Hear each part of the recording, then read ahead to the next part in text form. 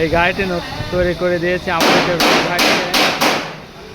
ভাই অনেক খুশি আনন্দিত। ভাই গাড়ি কেমন হয়েছে? হ্যাঁ ভালো আছে ভাই, পছন্দ তো? হ্যাঁ হ্যাঁ, সবাইকে বলে দিন আসাদ ইঞ্জিনিয়ারিং ওয়ার্কশপ থেকে গাড়ি বানিয়েছে। আচ্ছা আচ্ছা ঠিক আছে।